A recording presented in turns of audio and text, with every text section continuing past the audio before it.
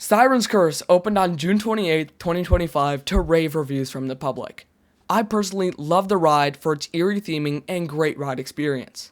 But with the opening of Siren's Curse now months behind us, what is next for the roller coaster capital of the world? Today, we're going to explore that very question. So, without further ado, let's get straight into the video. Option 1, a Mack water coaster or a Mack power splash. This option makes a ton of sense for Cedar Point.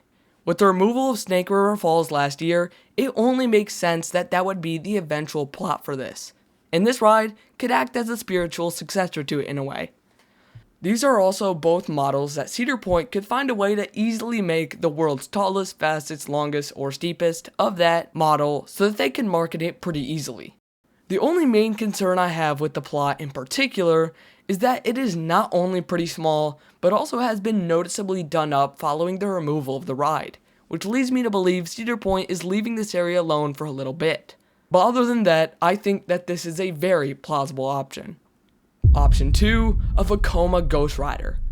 With Siren's Curse being a new-gen Vekoma, and it more than living up to expectations for pretty much everybody, I can only imagine that both companies will want to work together in the future. And one of the best off-the-shelf new roller coaster models from Vekoma is the Ghost Rider. This is a fast-paced ride that could complement something like Maverick perfectly, and I envision this ride taking the spot that Snake River Falls and Professor Dilbert's used to occupy. This ride takes up a pretty narrow footprint, so I think it could work well, and by my calculations, you could literally have an extended layout with even bigger elements if you wanted to. This would be a fantastic addition to the park, especially if they theme it up a little bit.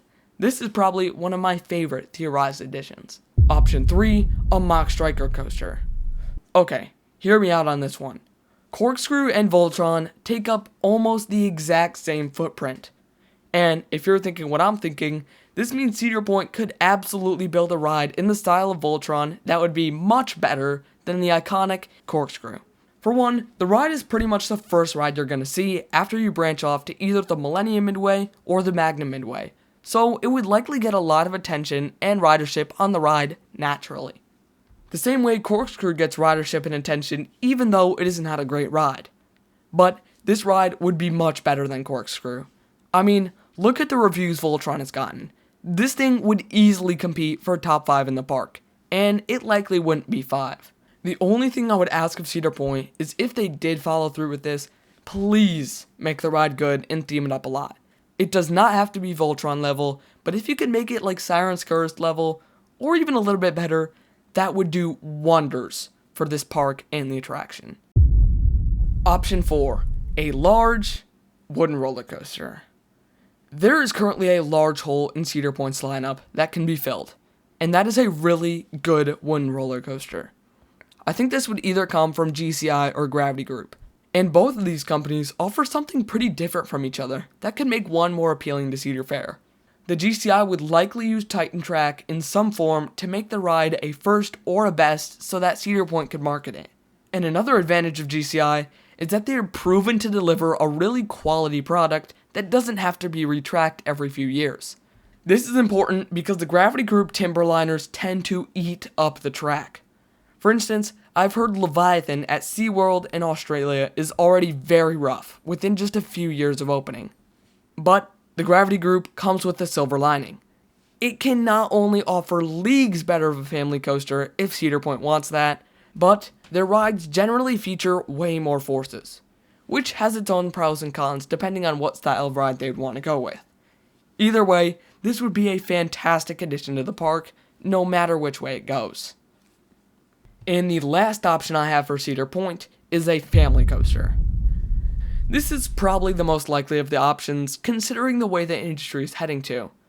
And it will probably end up being a clone of either Snoopy's Tenderpaw Twister Coaster, Snoopy's Racing Railway, or Snoopy's Soapbox Racers. But if Cedar Point did want to go custom, that would absolutely be appreciated.